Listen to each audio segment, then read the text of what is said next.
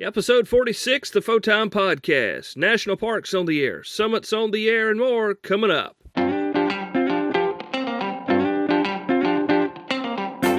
MTCRadio.com presents Photime, the other ham radio podcast. Found online at PhotimePodcast.com.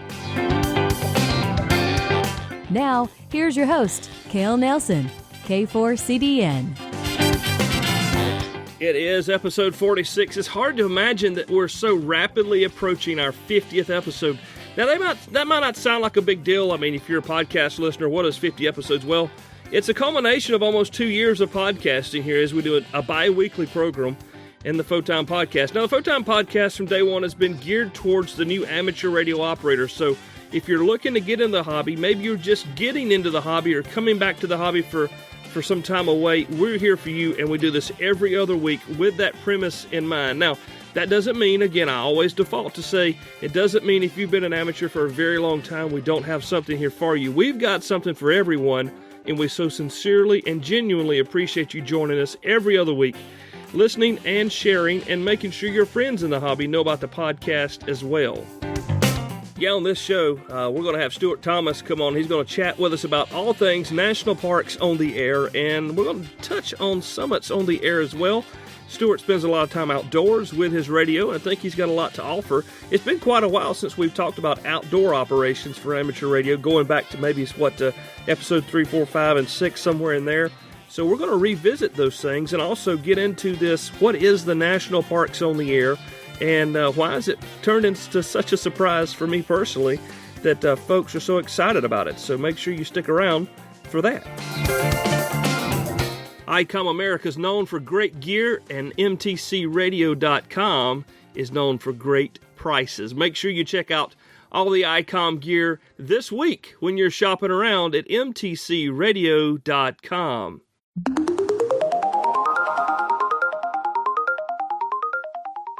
This is Cale. Thank you again for tuning in. As always, we try to bring you some great stuff, and we've got a good one for you this time through. Stuart Thomas is with us, Kilo Bravo 1, Hotel Quebec Sierra.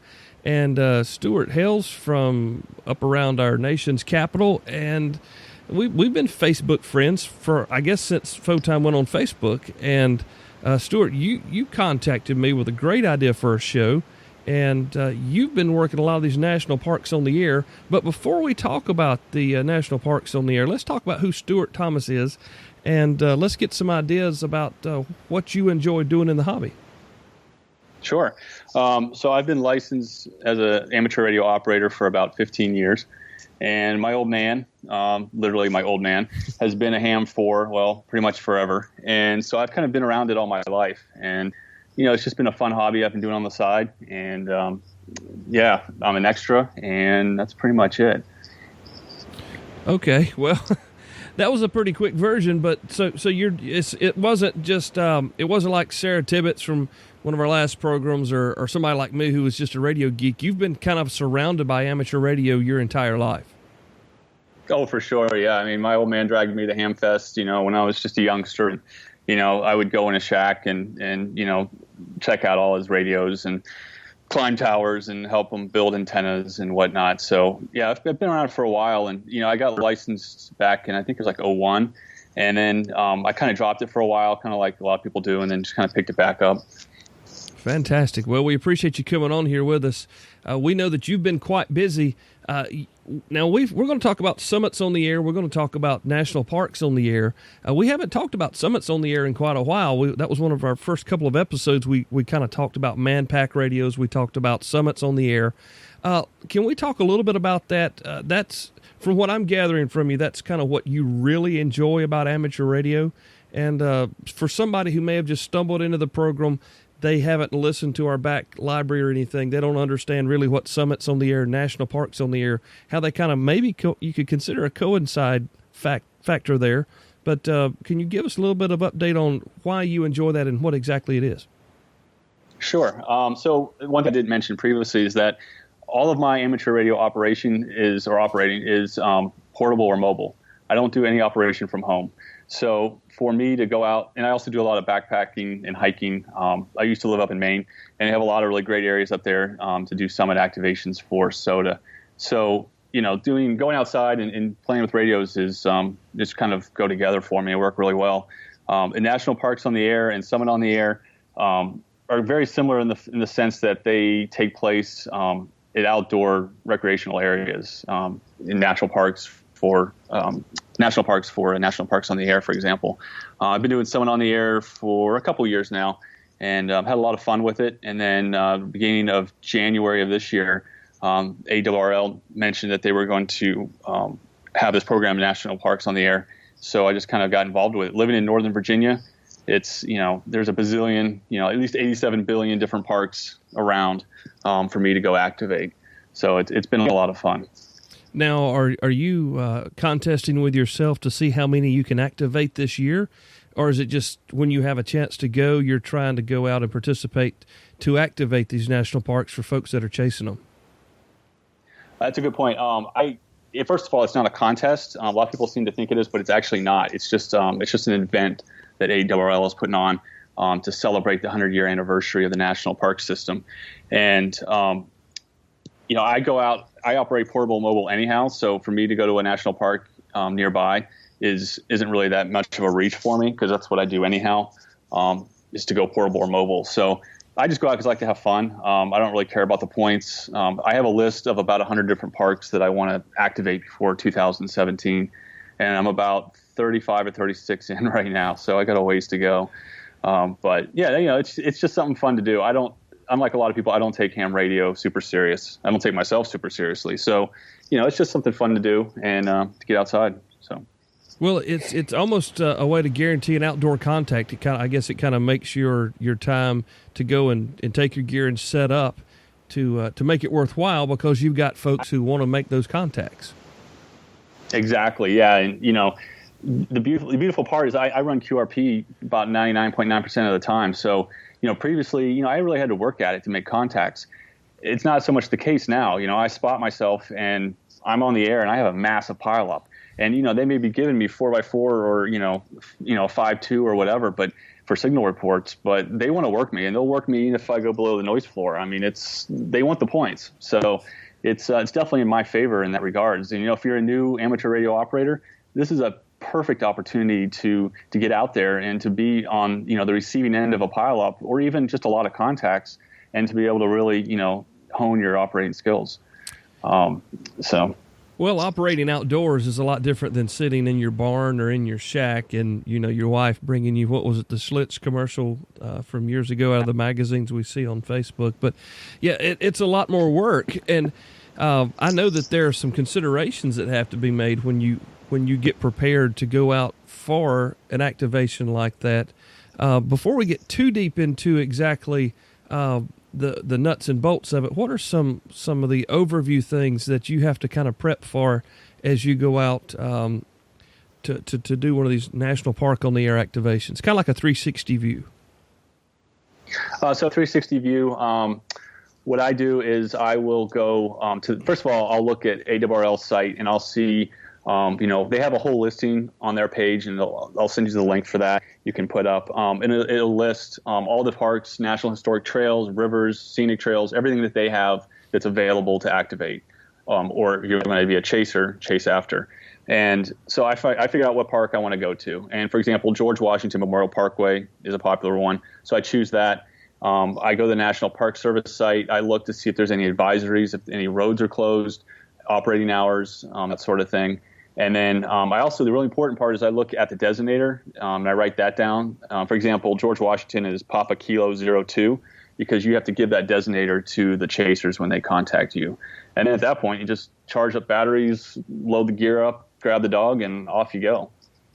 Now, are you doing this as a solo act? Do you have anybody going with you to help you, Sherpa in your gear or anything, or is it just something that you're doing with the dog? It's pretty much just me and my dog. My wife does go on occasion. She serves as the driver if I don't feel like driving. And then she'll go and walk the dog and hang out the park. But, yeah, I pretty much run solo. And I don't, my gear is really lightweight because previously to this, I did SOTA. So everything was very, very lightweight and portable with a KX3 and, small battery pack and a small antenna. I operate mostly at these parks in the car as mobile, just because it's easier. And one thing to keep in mind, if you're going to set up, I would say outside of your car in a park, say you're thinking of putting up a table and a banner and, throwing some wire up in a tree. In the trees, you really need to talk to the National Park Service beforehand at that particular park. Because if you're going to have a banner and brochures and all that kind of stuff, they're going to require you to have a permit of sorts. And often I've heard they will waive the permit fee if you talk to them beforehand. But if you think you're just going to go set everything up and just start rocking and rolling, they're going to shut you down.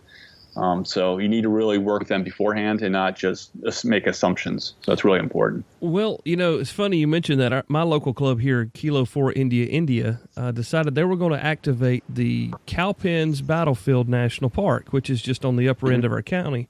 It was one of the most decisive battles in or one of the very decisive battles in the Revolutionary War, and they thought it'd be great, and I think it'd be a great fun to go do.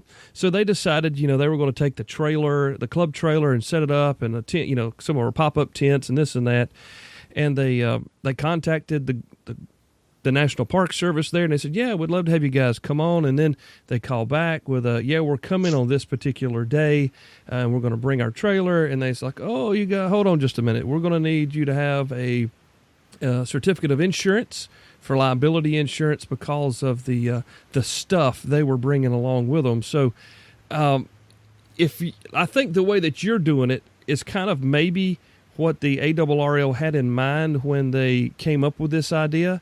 Not to discourage clubs from participating, but just a heads up, you may need $1 million insurance policy to satisfy some of the regs, depending on your local federal folks there at the park you wish to activate. And then, like you said, if you're going to go and do more than just like you're saying, you're going to have to kind of call ahead and make friends. I guess that may be the best way to say it. True. Yeah. The other flip side of that is, this whole event, this year-long event, is really to help promote amateur radio to people that may not be familiar with it, as well as helping the National Park Service celebrate the 100-year anniversary. They do want people to be aware that, we're amateur radio operators in what we do as a hobby as well as a service. So, you just need to make sure you follow the regulations. And if you go into the ARRL site and look at their stuff, they'll be able to explain it all. It's pretty clear. And if you have any questions, you can always call them. We're happy to help on that. So right. Cool. All right. Well, let's take a break. We'll come right back. We've got Stuart Thomas with us here. His call is Kilo Bravo 1 Hotel Quebec Sierra. We're talking national parks on the air, portable operations, and more. Back in a sec. This portion of the Photon Podcast is brought to you by BridgeCommSystems.com. BridgeCommSystems.com. Our new 220 friends, they're making it happen in the amateur world. Most folks thought that, 220's a forgotten band. Nobody's making anything for it. Well, have no fear. BridgeComm Systems is here. They've got their brand new handy-talkie. They've got their repeater, and the base mobile ships in just a few weeks. You can find more information at BridgeCommSystems.com.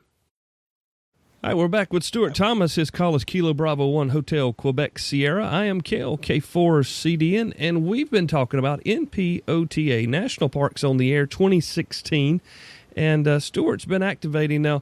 I mean, he's got this really low number of activations. Just the second, third weekend of February, and he's already activated 30-some-odd parks, poor guy. But he's going to tell us a little bit about, Stuart. Tell us a little bit about kind of what we were talking about before the break. You need to know what you're doing before you go in there. You mentioned checking the websites and going over that, but there's some more details that we could probably share with the listener here to give them a better idea about how to go about doing this the right way, because no one's entitled for anything here. This is it's an opportunity, so how do we not squander that opportunity? Okay, so the first thing is keep in mind that even if you're going by yourself, like for example, if I go to a park, I often talk to the park rangers, and there's a brochure that ARRL has that you can download. I took it to Staples. It's color. I printed it off, and I give it to them when I go. And it gives a really good explanation of what the program's about, who we are, if they have any questions, who they can contact. And you just try to keep in mind that even if you're by yourself or if you're with a club or whoever, when you're at those parks and you're interacting with the park rangers or the public, you are representing amateur radio as it is. And if you give off bad examples or attitude, that's going to affect the rest of us, because they do talk, and they say, oh, we had those guys from, the amateur radio guy, and he was horrible. He caused a lot of problems. So, try to be a good ambassador of the hobby. Sometimes I go and I pick up trash. I was at Piscataqua Park down in Maryland, and there's a certain part of that park, for whatever reason, there's just tons of trash. So I try to pick up some trash, and just try to help out a little bit. They're always looking for volunteers to do various things. So, it never hurts. The other thing I just want to mention when you go in these parks that's really big that I've come across is I've mentioned to them, hey, when it gets warmer, here in Virginia, can I sit at this picnic table and throw, a dipole wire antenna up in the tree? And they were like, oh, no. Can't put wires up in the trees. Can't put any rope on the trees, whether it's a hammock or whatever the case may be. They were really, really consistent about that every park I went to. I did mention to one of them, I said, the hammock guys, they have like tree savers that they use when they hang their hammocks to prevent the trees from getting damaged. Was that acceptable? And a couple of them kind of entertained that thought, but I never got any real clear answers on that. So, using a magnetic loop like an Alex loop or something that's basically freestanding, like a fishing pole type extension for an antenna or whatever the case may be, might be a way to go. So just something to keep in mind. Well, yeah, that's a good point. I haven't even considered. I thought that what would be the big deal of, tossing up a clothesline yo-yo in the tree, but if that's a no-no, you can't use the yo-yo. So, like you said, the fishing pole, the crappy pole, they call it. I've got the Pactina. Yep. The Pactina would be excellent for something like that. Buddy pole, buddy pole, Yep. Anything like that that's freestanding. Now, when you sit in your car, you say, what are you using to operate there? Are you using just a mobile stick type antenna? Exactly. Yeah, just a 20, and then I have a 40 meter antenna that another activator. Actually, I was at the George Washington birthplace down in Maryland, and I pull up and there's a guy in a car with a big antenna on the back. So of course I didn't know him, but I had a sneaky suspicion of who he was. So I pulled up next to him. Of course, there's nobody else in the entire parking lot because it's the middle of winter. I rolled out my window and I'm like, "Is that a CV antenna?" And he just looked at me and he was like, "No, it's." I was like, "I'm just kidding, dude." I knew it was an amateur radio, but I just had to mess with him, So we'd never even met before, but we chatted and we had a great time. And he loaned me a 40 meter antenna to try out, and it's that's what ham radio is all about. It's helping each other out. So. But yeah, that's what I have. It's just some basic ham stick type antennas on the back, nothing fancy. Cool. And so you're running 20 and 40 meters. I guess those are your favorite for your contacts. Yeah, for the most part, they're popular. It works well. Yeah. I love 20. It seems it's almost like a band you can get on and just play and cheat, and it's not really, you don't hurt yourself to have fun on 20. Exactly. So go ahead. I'm sorry, I was going to ask you a question, but you continue. Oh, no, go ahead. I was just going to say, when you're planning for your spring and summer, are you going to try to do the picnic table kind of operating, or are you still just? For sure. Okay. Yeah, no question about it. And that's yeah, exactly. And you never know. You might go to a park and talk to a park ranger, explain who you are, and say, this is what I want to do. And they might be fine with that. I think maybe if you have a picture of you, let's just say, for example, at a picnic table, and maybe you bring in the antenna and you show them, it's just using paracord. There's no weight to it. Really, it's, you would be careful not to break anything. I don't know. They might be fine with it. But you have to ask. So, right. Of course, you can take your picture of your KX3 because just like the majority of our guests here on the program, you all have one, so you can place it there on the picnic table and take a shot and send it on. I'll be sure to send a picture to you of mine. Yeah, go ahead. Everybody else does. We've got the hashtag KX3 for Kale. I don't know if you've seen that one yet or not, but no, I haven't. It finds itself on Twitter every once in a while. Yeah, and who knows? Stuart is Kilo Bravo 1 Hotel Quebec Sierra. Stuart, tell us a little bit about some of the rules from the ARRL regarding this contest. We've talked about playing nice when you get to where you're going, not being a lid while you're there. You would be surprised. Well, we may not be surprised, but some of the newer guys may be surprised how some of our fellow amateurs can act at times. But there are rules as well for the ARRL connection. So tell us how that kind of plays into this whole thing. Sure. So first of all, they're the ultimate authority on it because they set this whole thing up. So first of all, you need to have 10 contacts as a minimum to activate the park. And I'm talking as an activator. You can reactivate that park over and over again, but you have to have a 24-hour period in between activations. So I can't go to a park, activate it in the morning, get 10 contacts, have lunch, and then reactivate it again. You have to have 24 hours in between. When you're done with your activation, you have to upload it to Logbook of the World. And if you don't activate the park, let's say you just get 8 contacts, which happened to me initially, you still should upload your contacts to Logbook of the World because the chasers will still get credit. So even though you don't get to activate it, they're still going to get credit for it. And each park or National Historic Trail, whatever the case may be, you get 1 point basically per designator. So for example, George Washington Memorial Parkway, which is Papa Kilo 02, and that's the designator for it, if you activate that park as an activator, you get 1 point. Now, this Sunday, I'm going to go and activate Fort McHenry, which is up in Baltimore, Maryland. And it actually has 3 designators because it's 3 different parks, if you will. You have Fort McHenry, Mike, November 31. You have Star Spangled Banner National Historic Trail, Tango Romeo 22, and Washington Rochambeau National Historic Trail of Tango Romeo 23. Say that 3 times fast. So, that's what they call a threefer, right? So the chaser is going to get 3 points for their contact. I'll also get 3 points as an activator. Okay. So, okay. And as you imagine, it becomes very popular because you're getting a lot of points fast. And the other thing to mention is the activator can also be a chaser. So let's say I'm at Fort McHenry, and let's say you're at George Washington Memorial Parkway as an activator, and we happen to connect with each other. We can cross-exchange the designators and get points as well. So that's kind of fun. So you kind of almost double up. Yeah, I guess in a way. I'm sure somebody's done it by now. I haven't done it. Being QRP, I can never get through the pileups myself. Yeah. It's just the way it goes. Well, I know that there's some regulations on modes as well, so go ahead and tell us about those. Sure. So as far as the modes, you can't use anything that's internet related. So you can't do digital repeaters, Echolink, IRLP, no crossband transmissions or aeronautical or repeaters. So you can't fly through 6 different parks and make contacts. Can't use repeaters, but you can use simplex, and all bands except 60 meters. And each QSO, you only get 1 point per unit. So if you're a chaser and I'm an activator, and you make contact, and we make contact, say, on 3 different bands, you're only going to get 1 point. You're not going to get multiple points like some of the contests. Gotcha. So. Gotcha. Well, it seems like it may not be a contest, but it is probably shaping up to be a contest between friends and fellow. Well, I mean, I hear guys all the time, I'm going home to chase some national parks, and I'm like, I wish I had time to turn the radio on, but it's even the folks that I didn't really think would be interested in this, they're having a lot of fun trying to find you guys. And apparently, you're out doing a great job of it, but there's a lot of guys out there doing it as well. Have you been surprised at the amount of traffic that this National Parks on the Air has generated for the amateur community?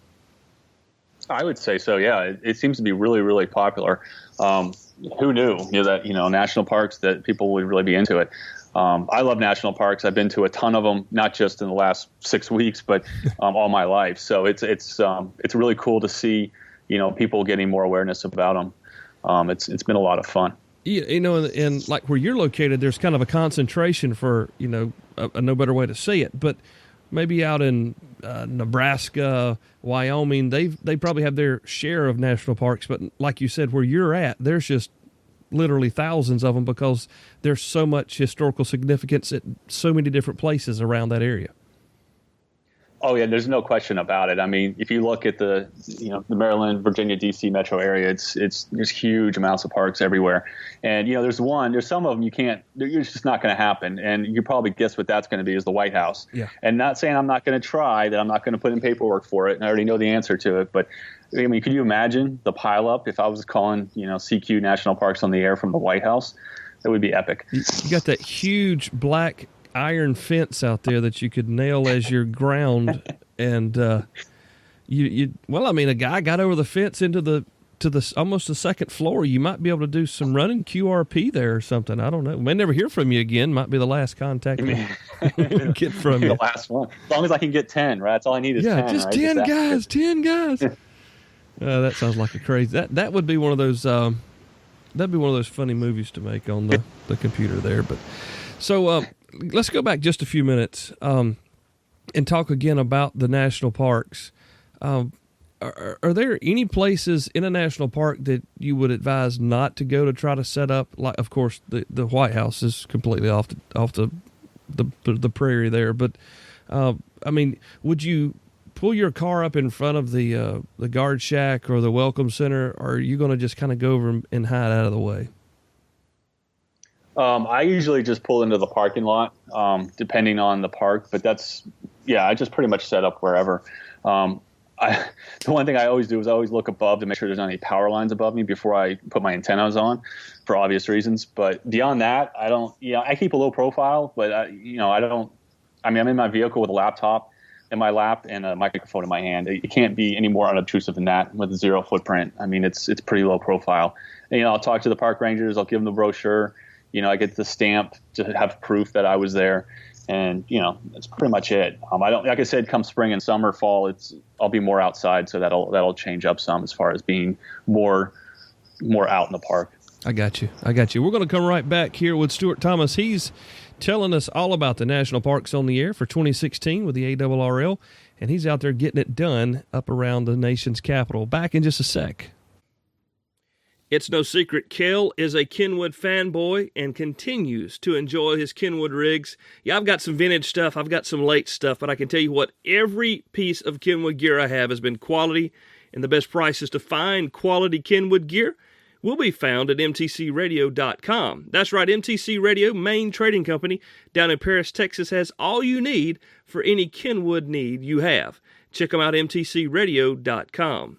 Back with Stuart Thomas here, Kilo Bravo 1 Hotel, Quebec, Sierra. I'm Kel, and we're chatting about national parks on the air. This is not a contest, but it's a lively contest of friends as amateurs make contacts with folks who are activating national parks here to celebrate their centennial celebration. That was a kind of a double entire. Anyway, Stuart, tell us a little bit about getting in the gate. Some of these national parks, you just drive in, they're free. Other ones, you have a guardhouse and you pay to get in. It's something to kind of consider, right? It is, yeah. And you also need to consider the operating hours. Some parks, you need to be there during operating hours, and when they close, you got to leave. But before you can even get in, a lot of parks have entrance fees, some don't. What I did is I bought the annual pass from the National Park Service. I think it was like $75 or $80, and that's good for the year. So I don't have to worry about it. I go into parks and I just flash it. Membership has its privileges, and I'm good to go. So just be aware that you may have to pay a few bucks to get in. That definitely occurs on some parks. So, and if you're going to be serious like you're doing it, you're probably better off to go ahead and buy the year pass. I would say, yeah, for sure. Okay. I would say if you're going to go to a lot of parks that have fees, I mean, at a certain point, it's going to pay for itself. All right. I didn't mean to cut you off. Go right ahead. No, that's fine. Also, some parks are sensitive areas. If you look on the ARRL listing of all the different areas to activate, some will have asterisks that'll say sensitive areas or extremely sensitive. You need to be aware that those parks, for a variety of reasons, security reasons or whatever, you need to really contact the park beforehand and talk to them, because it's been deemed obviously more caution is needed before activating in that park. So that's important. I got you. Now, I'm curious, when you get there, you say you set up, you put your antenna. I mean, before you spot yourself, do you stop in and have a picture made with the sign, the big wooden sign out in front of the gig there to kind of commemorate you being there or not?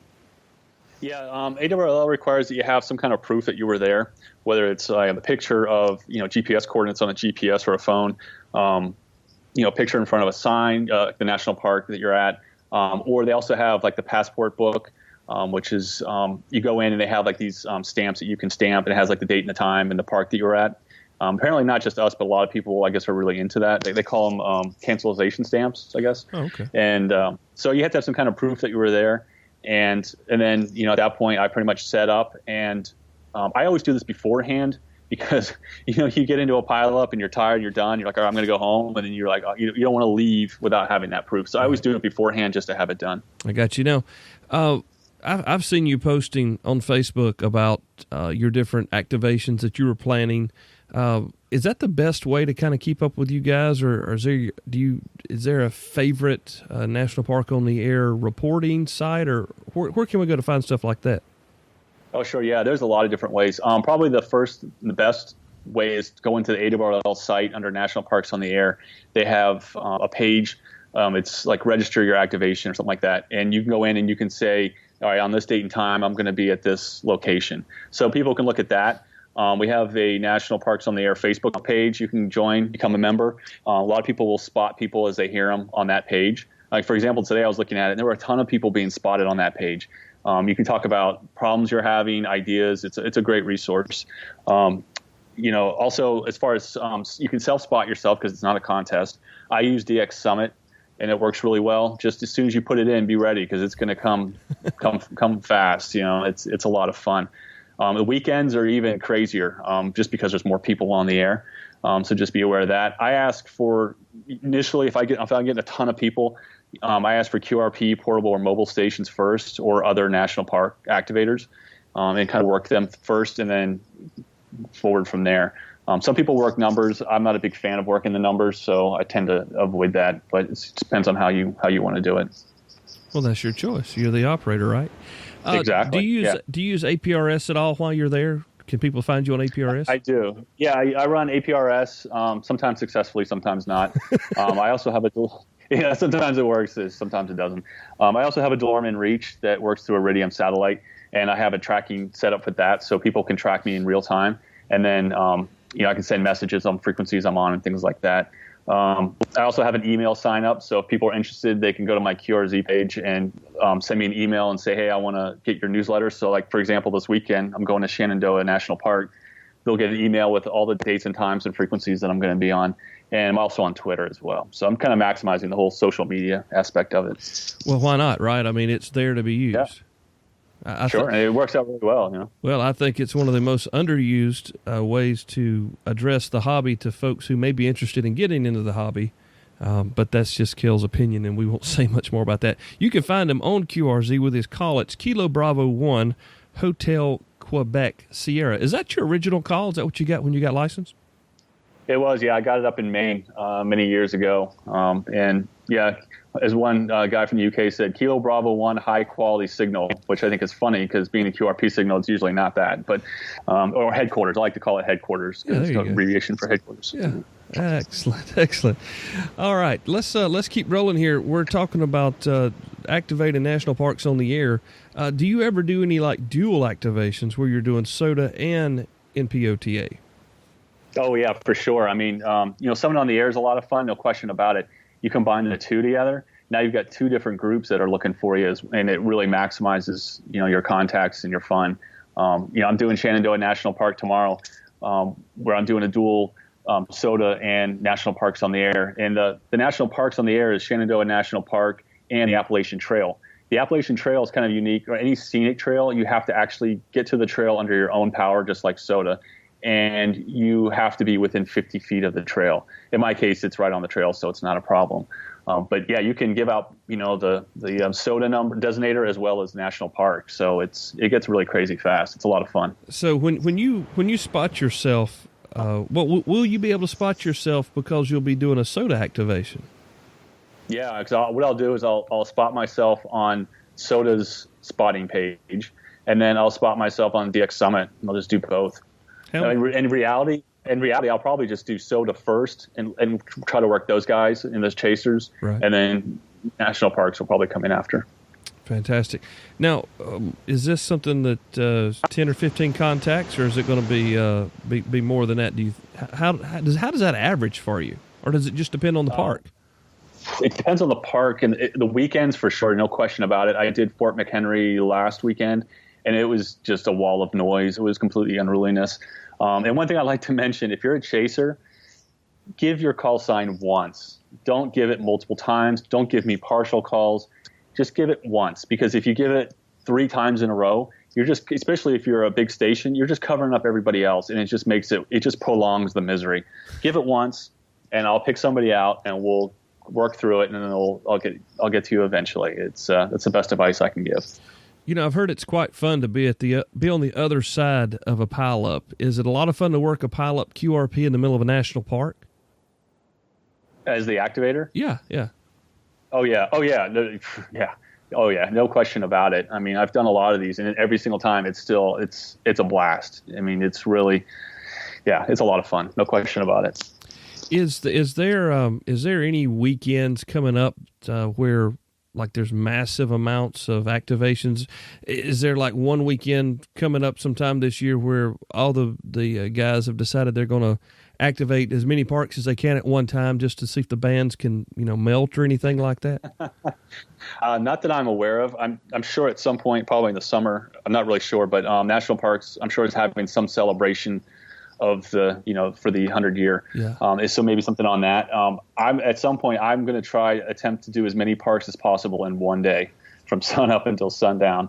And ideally, summertime would be the place to do it, the time to do it, because of the maximum amount of sunlight. So that'd be kind of fun just to see how many I can do. But yeah, I don't know. The weekends really seem to be popular, but I got to tell you, even during the week now, it's cranking. You look at the Facebook page and it's just constantly going. That's awesome. It's really cool because when I first saw, I don't remember, I guess it was on the QRZ site or maybe it was on the ARRL site, talking about activating national parks on there. And I thought, wow, okay. I mean, it just, for me personally, it did nothing. But as I've been listening to my local friends talk, I'm going home to chase some parks. I'm like, really? I was kind of surprised that it was taken so well. And maybe it's got to do with the W1AWs that we did last year. Maybe that's just kind of rolled in to this and people kind of kept that excitement going. Yeah, perhaps. I also will say that, if you have a minimal station and maybe you're a new ham, you just got your general ticket, this is like a perfect opportunity because you actually, I wouldn't say it's a level playing field, but it's in your advantage because it's kind of like you going to some exotic DX spot and setting up shop for a DX expedition. I mean, I'm telling you, if you listen to the pileups for these parks, and there's a lot of parks. I mean, there's a ton of parks on the list. It really is a unique opportunity that, if you're thinking about it, if you have a radio that you can somehow get to a park, hook up to your car battery or hook up to some kind of portable battery, I say do it. Go. I love it. Hey, I want to come back in just a minute and talk about some things that we need to be conscious of to bring with us when we go out to activate a national park. Would that be good? Yeah, sounds good. All right, hang on, guys. We'll be back in just a few minutes. It's Stuart Thomas with Cale. His call is Kilo Bravo 1 Hotel Quebec Sierra, our high-quality signal, maybe headquarters. We'll be back in a sec. They're fighting their way through trying to attend as many Hamfests as they can. Make sure you look for them this year when you're out shopping. If you don't want to wait, go to their website, bridgecomsystems.com, looking for some quality 220 gear. They've got it, and they've got it now at bridgecomsystems.com. Back with Kilo Bravo 1 Hotel Quebec Sierra, it's Cale, K4CDN. We've been talking national parks on the air and their activation, along with some summit and portable ops. Now, Stuart Thomas is his name, and he's been out just banging these national park activations out. He's been an amateur for quite some time. He's an extra class amateur operator. He came from a home of amateur class operators with his dad. I didn't have that experience, but one of the things, with experience or with time comes experience, and you're an experienced hiker. And when you get ready to go, of course, you mentioned earlier, you've got to get your stuff gathered for tomorrow. But let's say I've never done a national park activation. Let's say I've never done a SOTA activation. I'm sure there's list of lists that I need to go through. But what are some of the things that I could just real easily forget because they're so obvious? Sure. Probably the most one that everybody always seems to forget is having some kind of a plan that you file with a family member, a wife, a parent, whoever, saying, hey, I'm going to this park or I'm going up to this summit and, this is how long I'll be gone. If you don't hear from me by, this time, contact somebody. That's important. So that way, if you're missing, it's not 3 days before somebody realizes that you're gone. The other thing is, repeaters. I would take the HT if I'm going to a new area, and I'd program in the repeaters for that area. First aid, the basic essentials: a first aid kit, a compass. If I'm hiking, I have my full hiking pack that's already set up. I'll have a first aid kit, the compass, water, sunscreen. I'll take my DeLorme in reach because it's a good way to communicate. Obviously, I go through my list. I actually have like a checklist that for all my hiking gear as well as my radio bag. And because you would be surprised at how easy it is to forget, some coax or a power cable or something. It happens. So you don't want to get to the top of a summit or into a park, after driving for an hour and a half to realize, oh, I forgot the power cable. That's going to be a problem. So, having a list and going through it and checking it is really good. I have a whole battery or a whole radio pack that I have that has everything that's in a particular place. So I always know it's correct. I can just go by looking through it. So that's important. And making sure your car's in good condition, that you have, the basic stuff you need to travel, as well as your cell phone and a charger for it. So, and some food. You'd be surprised. I've gotten out there where I've been, 4 hours into it, and I'm like, man, I haven't eaten. I need to eat some food. I forgot to bring anything. It's, some of these places can be in some really remote areas, depending on the park. The east, not so much, but out west, definitely. So you really should have some, food and water for at least a day or two with you, just to be on the safe side. Cliff Bars and bottled water. Beef jerky all day long, baby. There you go. That's whatever it takes to get you fed. That's right. Yeah, I mean, you think that we're going to go out and do this. It's going to be great fun. And you get out and you realize, oh, this is such a beautiful day. The sun's shining. It's just gorgeous out here. And you forgot your hat and you forgot your sunscreen. And you come home looking like my Craftsman toolbox, bright red and miserable. And by doing that, you may decide, well, I'm never going to do that again. So save yourself some headache and just give a little foresight into this preparation for your trip out. Yeah, I mean, it's especially if you've been, inside all winter and then you're going out in the spring sun, it can really fry you. And, having the proper footwear, some of the areas, especially if you're doing the summit stuff, you really need to be self-contained. When I go, I take a full pack. So if I have to spend the night somewhere because for whatever reason, I can. You don't want to. I've seen a lot of people go up with just like day. Again, it depends on the distance, but if you're doing a couple miles, basically for me, if I'm doing anything over a mile, I take a full pack, and it means extra gear, but I'd rather have it than not have it and need it. Right. So it's good to be self-contained, and some of these areas are remote, and if I used to volunteer on the search and rescue team up in Maine, and we've pulled people out of the woods, and sometimes it takes a long time to get people out if they're injured or whatever the case is. And, you need to, if you're out in the woods, you need to expect that it's not always quick access for emergency help. So keep that in mind. Before we go, I want to talk a little bit about the other end. And we mentioned the chaser just very briefly, just asking them to give their call sign one time. You're on the other side. You're the man trying to work the pileup. Outside of just amateur, niceties, the way that we're supposed to behave on the air, do you have any further comments to that to encourage or to discourage different behaviors when folks are trying to make contacts with the activators for the national parks or the SOTA? Yeah, sure. That's a good question. There's times where, you have to control the pileup. If you let them run it, it's just going to be chaos. Like I said, I don't like running numbers because it's not my thing to do call signs by number. But, sometimes I'll ask, is anybody an Eagle Scout? I'll take any station that, is an Eagle Scout, and he'll get a few. Anybody likes the color pink? That was a fun one. It's whatever. I just try to make it fun and not be so serious and so contest-like. But, yeah, sometimes you got to lay down the law. I know some people, if somebody's really acting up, you take their call, don't log them. Then they have to suffer. The problem with that, though, is then you have them in the constant contact, and that's the other thing I mentioned. If you're a chaser and you don't see your credit for that park, don't email the activator the next day or that afternoon after the activation. Like, is it, have you logged it yet? Give it some patience, give it some time. It'll get there eventually. It's just, it's, have fun with it. Don't take it so seriously. And, you just control the pileup. Don't let them run it, and don't be afraid to lay down the law if you have to. I've had to do that on a few occasions where I've told people, I want your call sign once. You give it to me multiple times, I'm not going to answer your call, and you're not going to get logged. And they tend to fall in line pretty quickly. I love it.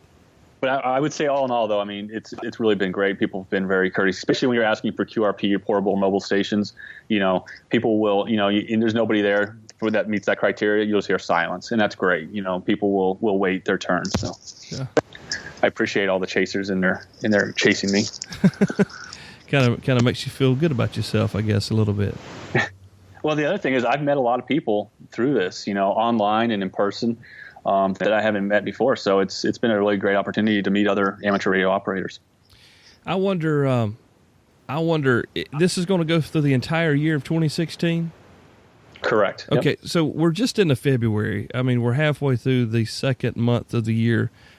Summer's coming, so it'll be big. But do you see this falling off in the fall, or do you think, like on the East Coast, everybody goes crazy about the leaves? Do you think we'll be going back into the mountains to activate national parks, and we take our families along to look at the leaves? Yeah, probably so. It'll probably taper off, I would imagine, some, just because of the weather. When it's warmer, people tend to be more willing to go outside. If it's 20 degrees, I don't care. I'll just go because I just don't care. But most people have more common sense than that, and they'll stay home and maybe chase instead of activate. And again, if you're an activator, you don't have to always be an activator. You can stay home and chase the activators. If you can't get out to a park that day, go chase some activators. You're not set in either category. So, but yeah, it should be interesting to see how it all plays out. We had a show not long ago where we talked to a gentleman about traveling with your radios and doing that out on the road, away from home. We got an email, and I don't have it in front of me because I closed my email during calls here, so we don't hear it pinging. But he said, one of the things that you guys probably should have mentioned in that program was you should have a copy of your amateur radio license with you when you go and you're going to operate portable in some town that people aren't familiar with you, and you're setting up at a hotel. And I thought that was a brilliant point that we both missed in the recording of that show. And I think it works well here, too, that we may need to insert it into this program as well. Just because you have a handy-talkie and a big antenna, a couple of antennas on your car, it doesn't grant you any special privileges. You need to be able to identify yourself, and your amateur radio license, whether it's the one that they used to mail you in the mail or the one now that you print off yourself, it's still your federal identification papers, and that's probably a good idea. Would you say, Stuart, to take with you? Oh, yeah, no question about it. I mean, you are on federal property. So being able to show a federal license might be able to get you some leeway. I always carry a laminated version, kind of like a mini version, with my radio. So I always have a copy, and that's an excellent point is to have that. And when I talk to the park rangers, I often say, hi, I'm Stuart Thomas. I'm an FCC licensed amateur radio operator. I try to say it kind of slow so they can absorb all of it, and they tend to perk up with that. They're kind of like, oh, okay. It's a hobby and what we're doing, and I explain, what the situation is. And they tend to be very receptive with that. So might as well use it to your advantage. And the other thing, the last point I'd like to mention is, we're guests at that park. And, using headphones and trying not to disrupt other participants of the park who are not amateur radio operators who just happen to be at the park, not disrupting their experience. And that includes with SOTA as well at the summit. And try not to be obtrusive and being in the way of other people and being loud. Just, try to be respectful of that. And, that goes a long ways. Yeah, that's something that can be lost quite easily in today's society, and that's a good reminder. Thank you for that. Stuart, we've enjoyed having you on. We've been chatting back and forth on the internet for quite some time, and it's nice to get you here. I know that there are some other things that you participate with that we could probably have you back on the program as well to discuss, so let's keep that in mind. But I want to wish you all the best this year with your national park activations. Please be careful. It doesn't sound like much, but some of those places can be kind of hairy. And please, of course, being an experienced hiker and not Kale, you'll probably be just fine. It is the great outdoors after all. So exactly. Very good. Well, thanks for having me, Kale. I appreciate it. Well, thank you for coming in with us, and we hope to have you again soon. Guys, you can find him on QRZ, like you said, at Kilo Bravo 1 Hotel, Quebec, Sierra. And he's got some links that he sent me. We will make sure those are in our show notes. And as he said, if you've got questions, he's got answers. And we'll continue the conversation next time. Stuart, thanks for coming by. Thanks, Kale. Take care. Closing out episode number 46. Is that amazing or what? I can't believe that we're this close to 50 when we didn't really intend to go past 5. So thank you all for sticking with us, for making it worth our while putting these things together. Thank you to Stuart for coming on and sharing with us about your adventures as a SOTA and National Parks on the Air activator. Guys, make sure if you have any questions, you check out the show notes at photonepodcast.com. And we'll have everything that Stuart talked about linked there. And if you're just killing time, make sure you're tuning the bands, looking for him. You can follow him along as well. The links will be on the show notes page there that have the links where he can activate you, or let you know when he's activating, rather, the next spot on the map. So again, thank you, Stuart, for checking in with us. Appreciate all the comments and all the emails, Twitter follows, the shares and whatnot on Facebook. And remember, keep your ears open for what's happening on episode number 50. We are going to try to do a live program, not just live audio. I'm shooting for live video, maybe a once-in-a-lifetime experience here if we can get it all worked out. So don't get too far away from the connection. We're going to let you know. We'll give you plenty of time, plenty of heads-up time, but it's going to be a lot of fun. Episode 50 will be a celebration of the Photime podcast. But until next time, guys, I so appreciate you listening. God bless every one of you. 73, y'all. Thanks for listening, downloading, and subscribing to Photime, the other ham radio podcast, presented by mtcradio.com. To subscribe, comment, share, or review, visit our show site at photimepodcast.com. Till next time, 73, y'all.